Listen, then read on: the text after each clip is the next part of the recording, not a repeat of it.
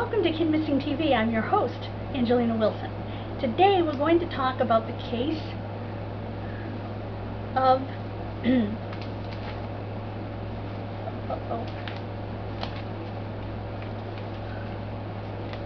unidentified native girl. She was between the ages of 14 and 17. She was found in the Harpeth River, Nashville, Tennessee. She was about 5'2" and between 120 and 130 pounds. She had long black hair. She was found on March 24th, 1976. And I must say that date caught my attention. And the reason that date caught my attention is because I'm a huge wrestling fan. And that is actually the 6th birthday of the fallen angel, Christopher Daniels. Hi, CD. Her possible first name was Cheryl or Sherry.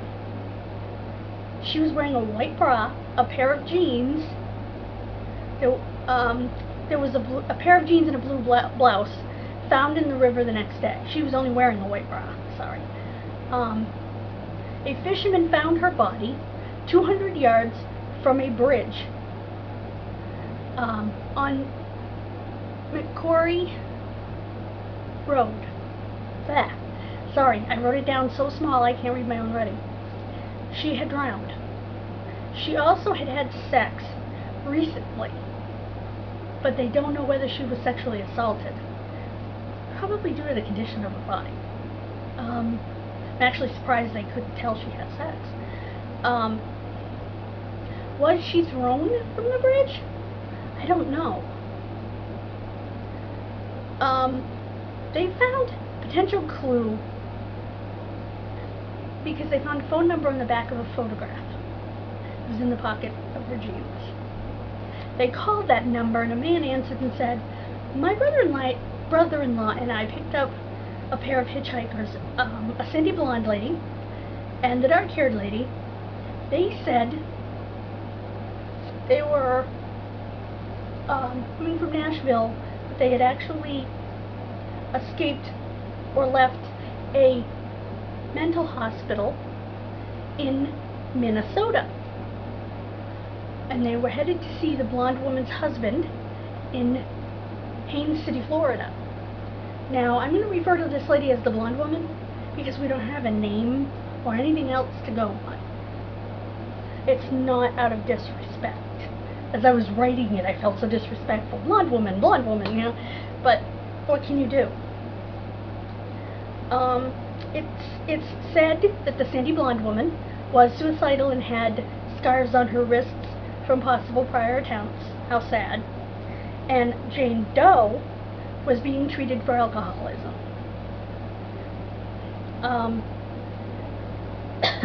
They were said to be about the same age. But did they tell the truth? Because it seems to me unlikely that, and I realize this was 1976, but it still seems to me unlikely at that time that two teenage girls would be put in a mental hospital. And how did they get out? How did they sign themselves out? They were minors. They say they escaped, but who knows? And also, I can't help but ask, how would a 14 to 17-year-old become such a raging alcoholic that they would put her away? First of all, they would send her to rehab, not a mental hospital. Even in 1976, there was a much better understanding of the disease then. And most of the understanding of the disease, by the way, came from Bill W. and Dr. Bob, who created Alcoholics Anonymous, when they discovered that talking to each other, a pair of drunks, helped them stay sober.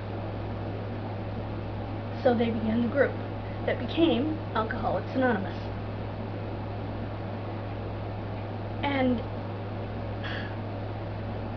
I don't understand.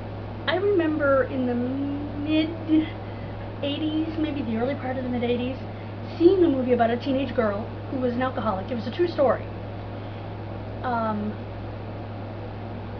She was in Alcoholics Anonymous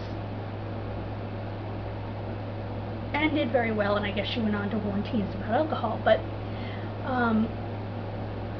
can't remember the name of the movie. But they didn't throw her in a mental hospital. And if the movie was in the early 80s, that means the case took place like in the late 70s, mid to late 70s. So,